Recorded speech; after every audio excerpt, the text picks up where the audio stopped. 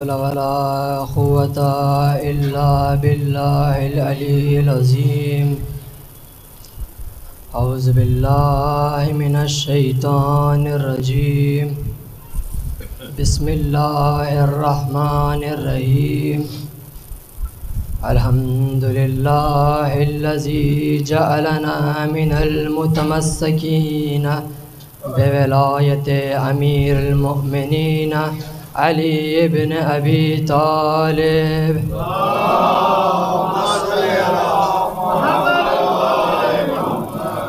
الحمد لله رب العالمين. الصلاة والسلام على سيدنا ونبينا أبي القاسم محمد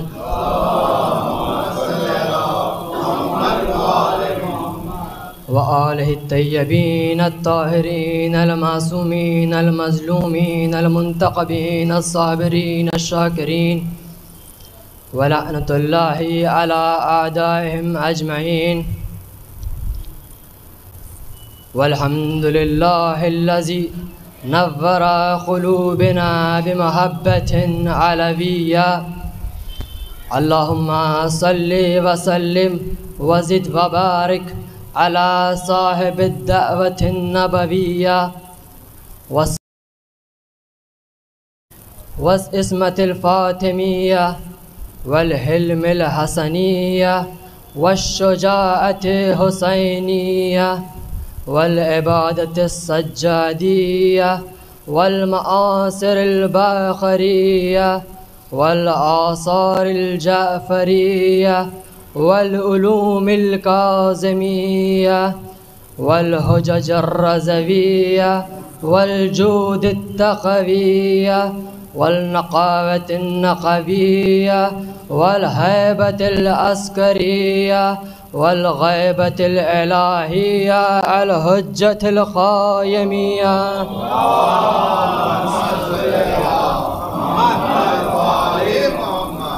أما بعد فقد قال الله في كتاب الكريم بسم الله الرحمن الرحيم على بذكر الله تطمئن القلوب. صلوات پر محمد و آل محمد. بزرگان محترم، عزیزان گرامی قدر،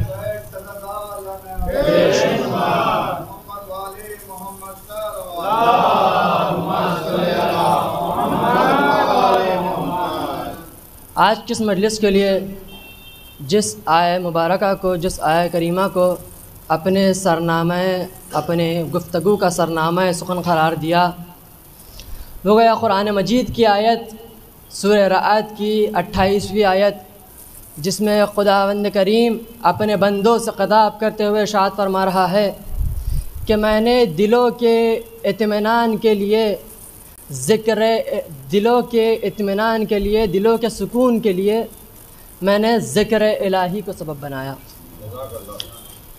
بے شک وہ ذکر الہی ہے جو انسان کے دلوں کو اطمینان دیتا ہے، انسان کو سکون دیتا ہے. آج کل کی یہ ہنگامہ خیز زندگی میں انسان دنیا کے ہر کونے میں سکون کو تلاش کرتا ہے. کوئی سمجھتا ہے کہ مالدار ہو جاؤں تو سکون حاصل ہو جائے، کوئی سمجھتا ہے کہ عزت مل جائے تو سکون حاصل ہو جائے، کوئی سمجھتا ہے زیادہ تعلقات کے بنا پر سکون حاصل کیا جا سکتا ہے. مگر ان لوگوں کے لیے خداوند کریم کا یہ فرمان ہے کہ آگاہ ہو جاؤ کہ میں نے اپنے ذکر کو تمہارے قلب کے لیے سکون بنایا ہے. لہٰذا اپنے قلب کو خدا کے ذکر کا مرکز بناؤ، مسکن بناؤ، کہ اپنے ذکر کو، اپنے دل کو صرف یاد الہی سے سکون حاصل ہو سکتا ہے. جہاں کہ اس دنیا میں انسان طرح طرح کی کوششیں کرتا ہے کہ اپنے آپ کو سکون اختیار کرے، سکون پائے. خداوند کریم کہتا ہے کہ اپنے دلوں کو خدا کے ذکر سے آراستہ کرو. صلوات پر محمد و آل محمد.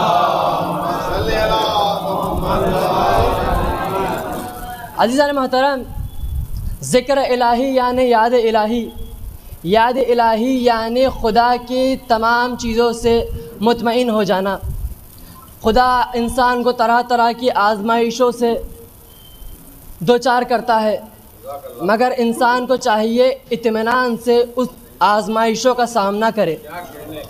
جتنی خوشیوں کا معاملہ ہو تو خدا کو یاد رکھے، غموں کے وقت خدا کو یاد رکھے۔ اکثر انسان غموں کے وقت تو خدا کو یاد رکھتا ہے، مگر جب خوشیوں کا معاملہ آتا ہے تو خدا کو بھول جاتا ہے۔ لہذا انسان کو چاہیے اس کے زندگی میں جتنی خوشیاں آئے تو خدا کا شکر ادا کرے، اور اگر اسے مصیبتوں سے سامنا کرنا پڑے تو خدا کا دامن نہ چھوڑے، خدا سے ذکر کرے کہ مجھے اس مصیبتوں کا سامنا کرنے کی توفیق عطا فرمائے۔ ہم یہ دعا کرتے ہیں کہ اللہ ہمیں ان مصیبتوں سے دوچار نہ کر۔ دعا یہ کرنا چاہیے کہ ہمیں ان مصیبتوں سے سامنا کرنے کی توفیق عطا کر۔ ایک ہوتا ہے عذاب الہی، ایک ہوتا ہے مصیبت۔ عذاب الہی اللہ انسان پر تب نازل کرتا ہے جب اللہ اس بندے سے ناراض ہو جاتا ہے، جب اللہ اس بندے سے رسوا ہو جاتا ہے، مگر اللہ اس بندے پر مصیبتیں تب نازل کرتا ہے جب اللہ چاہے بندے کو اپنے قریب کرے، تاکہ ان مصیبتوں کے ذریعے بندہ خدا سے نزدیک ہو، کیونکہ مصیبت ایک بہترین ذریعہ ہے کہ عبادت کے ذریعے بندہ خدا سے نزدیک ہوتا ہے۔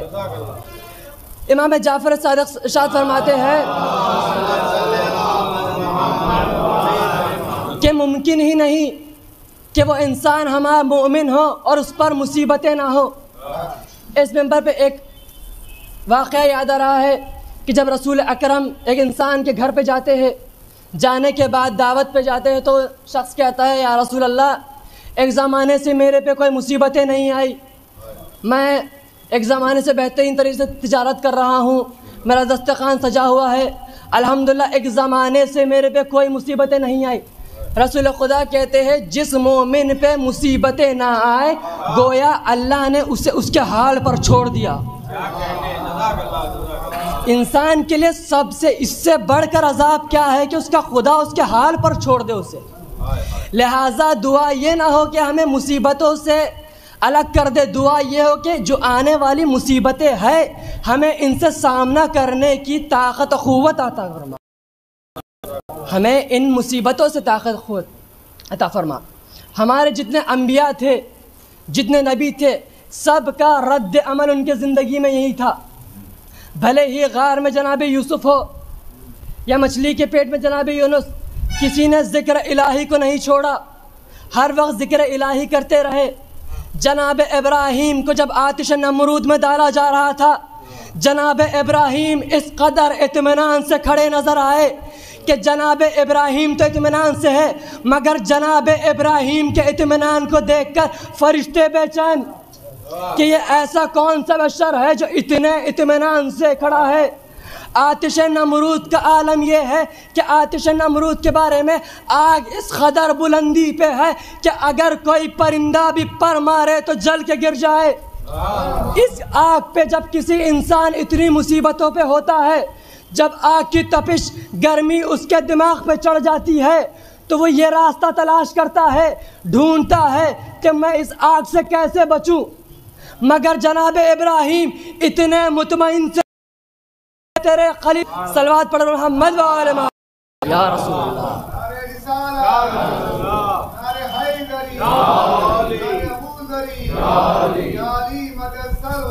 اللہم صلی علی محمد و آل محمد۔ یا اللہ اگر تم مجھے اجازت دے تو میں تیرے بندے کو، تیرے خلیل اللہ کو، تیرے پیغمبر کو بچا لوں۔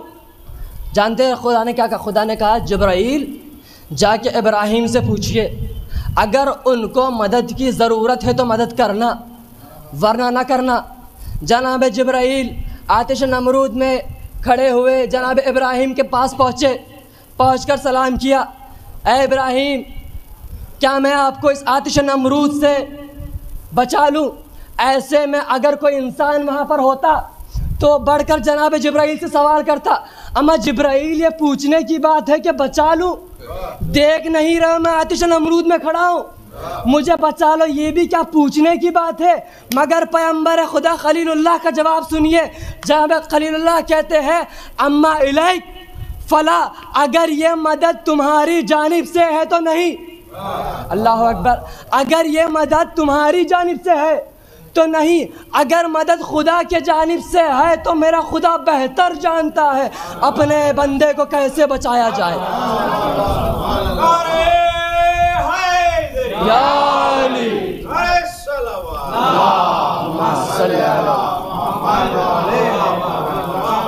اگر یہ مدد خدا کے جانب سے ہے تو میرا خدا بہتر جانتا ہے کہ اپنے بندے کو کس عالم میں کس طرح سے کس ذریعے سے بچایا جائے۔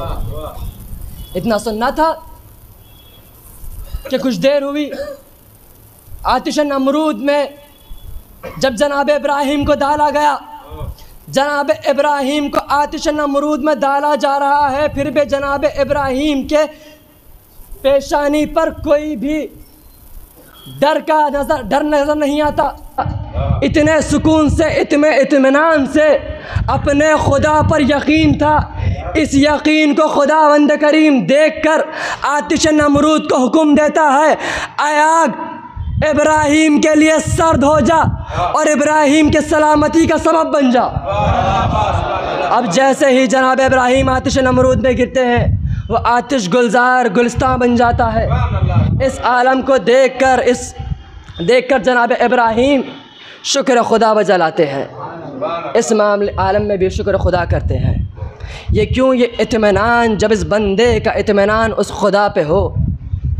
آج بھی جو خدا ابراہیم کا ہے وہی خدا تو ہمارا بھی ہے، جو خدا غار میں یوسف کا تھا وہی خدا ہمارا بھی ہے، جو خدا نے اسماعیل کو بچایا وہی خدا ہمارا بھی ہے، جو خدا نے جناب یونس کو بچایا وہی خدا ہمارا بھی ہے۔ تو کیوں ہم خدا سے رابطہ نہ کرے؟ خدا ہر چیز کا جواب دیتا ہے، مگر اس کا سبب یہ ہے کہ انسان اس کمالات پہ ہو کہ وہ اس قدر مطمئن، اس قدر سکون سے ہو کہ اگر اس سے کسی بھی طرح کا امتحان لیا جائے تو وہ اس امتحان خدا کو سمجھ کر اطمینان سے رہے، سکون سے رہے۔ صرف یہ دعا کرے کہ یا اللہ مجھے اس مشکل سے نجات حاصل کرنے کی طاقت عطا فرمائے۔ صلوات پر محمد و آل محمد۔ ہاں حضرات محترم، یہی اطمینان ہم کو پھر یا تو آتش نمرود میں یا پھر کربلا میں نظر آتا ہے، یہی اطمینان ہمیں کربلا میں نظر آتا ہے، یہی سکون ہمیں کربلا میں نظر آتا ہے۔